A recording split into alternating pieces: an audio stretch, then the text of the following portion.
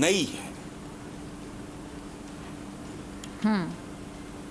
और जो हमारी तारीख का हिस्सा नहीं है। अब कहते हैं ये बहुत बड़ा ये हुआ वो हुआ। ओ भाई, फॉल ऑफ ढाका से ज्यादा कुछ बड़ा हुआ? ये भी कब की बात है, अशरे बीत है इस बात को। So what is it which is new? कोई नई बात, कोई अचंभे की बात, कोई हैरत की बात, कोई पहली दफा होने वाली बात, अगर वो कोई है तो हम डिस्कस करते हैं। इनको क्या डिस्कस करना है? ये जो अब जो बात हो रही है इकोनॉमी संभल जाएगी फलाना, वो इकोनॉमी तो 75 साल नहीं आप संभाल सके। एक प्रॉब्लम है बीबी, उसको समझ लो आप भी और आपके व्यूअर्स भी। ये पूरे का पूरा निज़ाम जो है ये एंटी अवाम है, ये अवाम दुश्मन निज़ाम है। यानी लोग आफियत के लिए थाने जाते हैं। यहाँ मुहावरा है कि लोग दुश्मन को भी थाने कचहरी से बचाए। लोग दुश्मन को भी थाने कचहरी से बचाए। मुहज़्ज़ब दुनिया में थाना कचहरी आफियत का, प्रोटेक्शन का, सिक्योरिटी का निशान होता है।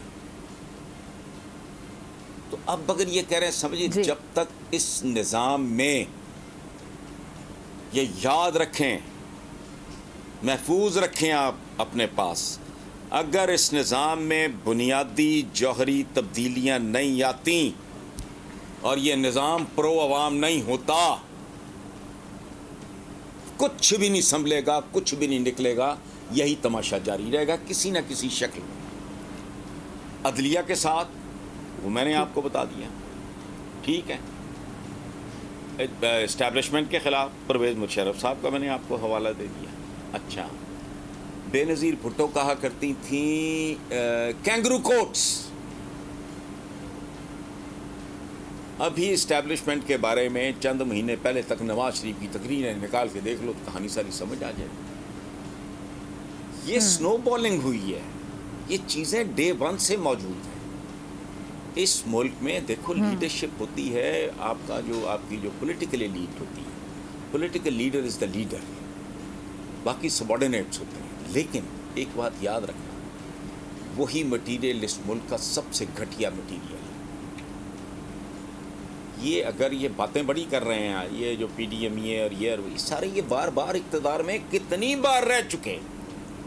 अब कहते हैं कि यूं कर देंगे, मुंह कर देंगे। अच्छा, पहले क्या किया था जो तुम अब नया करोगे?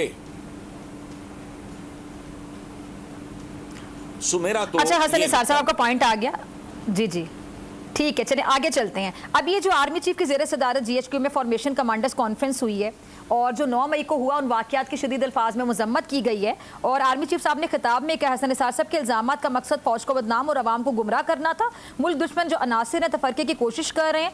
ये 9 मई के जो वाक़यात हैं, ये ज़ाहिरी बात है जितनी मज़म्मत की जाए उतनी कम है। हसन निसार साहब कैसे देख रहे हैं आप, जो मुलव्विस हैं इनमें, फिर उनको कैफरे किरदार तक पहुँचाया जाएगा?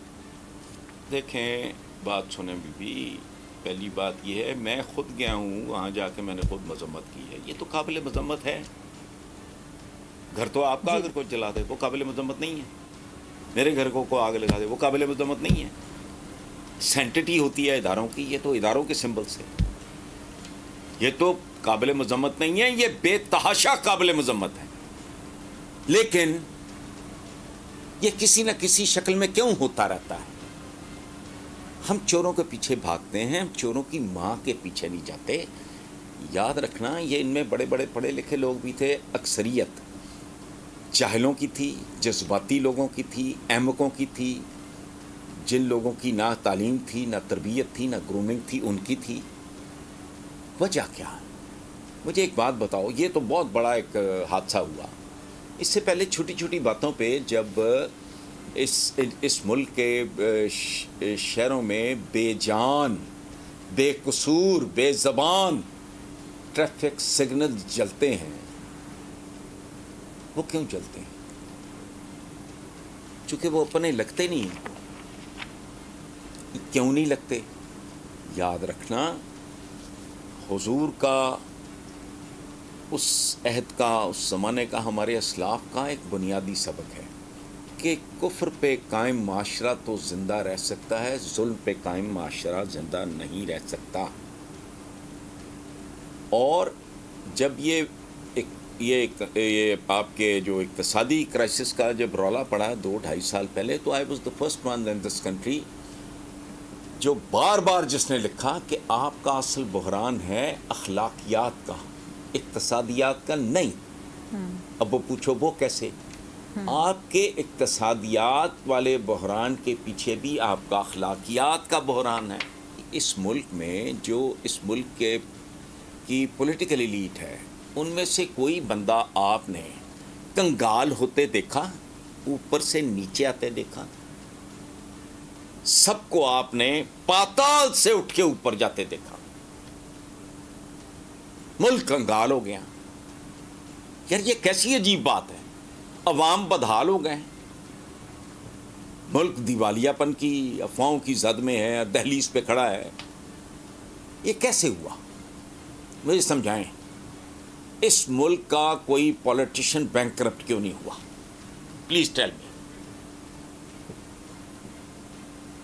بتائیں مجھے. اور اس ملک کا کون سا پولیٹیشین ہے جو پیدل نہیں آیا یا 50 cc ہونڈا پہ نہیں آیا اور وہ ارب پتی نہیں بنا؟ وہ بتا دو مجھے. یہ مہم جو ہیں، یہ اس ملک کی جمہوریت نہ جمہوریت ہے. اس ملک کی سیاست نہیں ہے.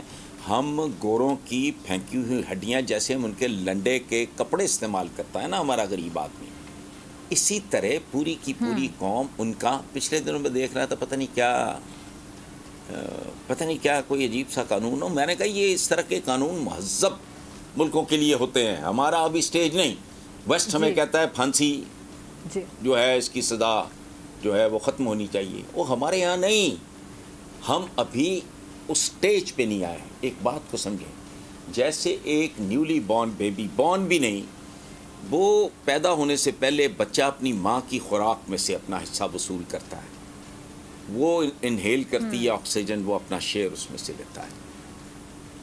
جب نومولود ہوتا ہے اس وقت آپ اس کو بھنا ہوا مرغ کھلاؤ گے، کوبے بیف اس کے منہ میں ٹھونسو گے، کیا ہوگا؟ تو قوموں پہ بھی ایک فیز ہوتا ہے. ہم تو ابھی لڑکپن کی فیز میں بھی داخل نہیں ہوئے.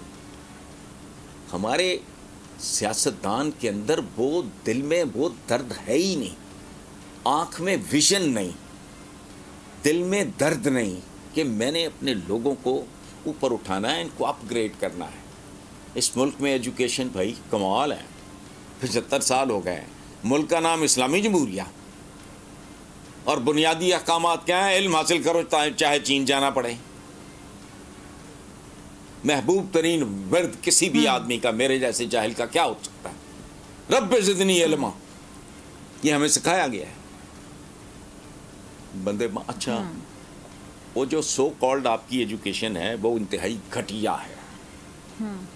کوالٹی ایجوکیشن کا اس ملک میں غریب بچے کی بات کر رہا ہوں، میجورٹی کی، جنہوں نے یہ ٹاٹ سکولوں میں یہ سرکاری کیسے ٹھیک ہوگی؟ کیا کہتے ہیں؟ آپ بھی اتنے پرانے تجزیہ کار ہیں، آپ لکھتے بھی ہیں، آپ بات بھی کرتے ہیں، سب لوگ بات بھی کرتے ہیں. پھر کبھی مایوسی کی جب باتیں سنتے ہیں ہم آپ جیسے سینئر سے تو دل برداشتہ بھی ہو جاتے ہیں ہم لوگ. پھر یہ صحیح کیسے ہوگا سب کچھ؟ ہم یہی باتیں کرتے چلے جائیں گے، کون کرے گا ٹھیک ان سب چیزوں کو؟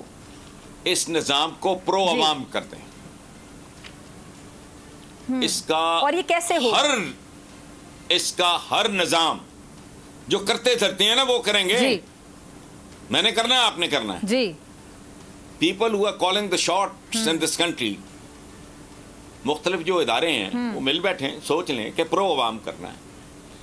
جو کچھ بنانا ہے، جو کچھ کرنا ہے، وہ صرف یہ سوچ کے کرنا ہے کہ اس سے عوام کو کتنا آرام، سکھ، سکون اور عزت ملے گی. ختم. اچھا حسن صاحب، عوام کے آرام کے حوالے سے بڑے آدمی کو صاحب صدا بڑی ملتے اچھی نہیں باتیں دیکھی کر اس رہے ہیں. ملک میں. جی جی جی جی ٹھیک ہے. اچھا زرداری صاحب نا آج کل عوام کے فائدے کی بڑی باتیں کر رہے ہیں. زرداری صاحب فرما رہے تھے کہ معیشت کی بہتری کے لیے کام کرنے کی بہت ضرورت ہے، اور انہوں نے کہا ہے کہ جی پہلے لوگوں کو امیر کرو پھر ٹیکس لگاؤ. تو یہ پالیسی بالکل ٹھیک ہے. کیسے دیکھتے ہیں آپ زرداری صاحب کے اس بیان کو؟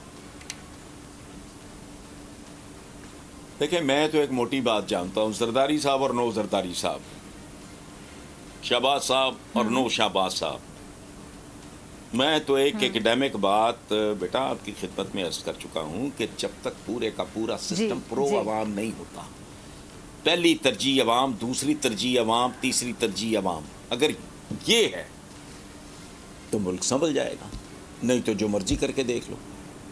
یہ تھک تھگڑی جو ہے وہ ادھر ادھر کر کے ڈنگ ٹپاؤ، یہ سلسلہ چلایا جا سکتا ہے، وہ کب تک چلایا جا سکتا ہے کانٹ پرڈکٹ. اچھا ابھی جو اتنی پارٹیاں بن رہی ہیں، یہ دھڑے، وہ گروپ، حسن نثار صاحب کو یہ دھڑا، کوئی یہ گروپ، پھر جہانگیر ترین صاحب کی ایک نئی سیاسی جماعت بننے جا رہی ہے، پھر کچھ لوگ کاف لیگ کو جوائن کر رہے ہیں، پھر ہم دیکھ رہے ہیں کہ پنجاب میں بڑے متحرک نظر آ رہے ہیں زرداری صاحب، یعنی پیپلز پارٹی شاید آگے جا کے اپنا جو کھویا ہوا ایک ووٹ بینک ہے اس کو گین کرے اگلے الیکشن میں. پنجاب میں بیٹھے ہوئے جو یہ زرداری صاحب ہیں، کافی لوگوں سے ملاقاتیں بھی کر رہے ہیں. تو یہ اب یہ جو سارا کچھ ہو رہا ہے اس میں عوام کے لیے کچھ ہوگا یا یہ بھی صرف سیاست ہوگی؟ نہیں، میرا نہیں خیال کچھ ہوگا. اس کی وجہ ایک اور بھی سن لیں، کھویا ہوا ووٹ بینک کھوئی ہوئی جوانی کی طرح ہوتا ہے. کھویا ہوا روپیہ تو مل سکتا ہے، کھوئی ہوئی کوئی چیز مل سکتی ہے، کھوئی ہوئی گم ہوئی میرے سینکڑوں ہزاروں کتابیں پڑھی ہیں، کھوئی ہوئی کتاب مل سکتی ہے. کھوئی ہوئی جوانی کسی کو نصیب نہیں ہوتی. ووٹ بینک کھوئی ہوئی جوانی کی طرح ہے. اگر جوانی میں کھو جائے تو کھوئے ہوئے بچپن کی طرح ہے، وہ نہیں واپس آتے. اور بیسک تھمب رول، جتنی میری انڈرسٹینڈنگ ہے، میں 100% غلط ہو سکتا ہوں، کوئی اور چمتکار کر کے دکھا دو میرے لیے ایکسیپٹیبل ہوگا، مجھے خوشی ہوگی غلط ثابت ہونے پہ. میں بنیادی طور پہ ایک چیز جانتا ہوں کہ جب تک یہ پورا کا پورا سسٹم پرو عوام، عوام دوست نہیں ہوتا، یہاں میرٹ نہیں ہے، یہاں پریورٹیز کا وجود ہی نہیں ہے. پریورٹی نمبر 1 اس ملک میں کیا ہونی چاہیے نہیں پتا. اکانومی کی بات کرتے ہیں، ان کو تو یہ تمیز نہیں ہے. یہ مختلف شعبہ ہے زندگی کے، انڈسٹریلسٹ کو، تاجروں کو ملتی ہے اس ملک کی پولیٹیکل، وزیر اعظم، وزیر خزانہ وغیرہ ٹاپ کے چند لوگوں کو ملتا ہے، میجورٹی تو نیچے ہے.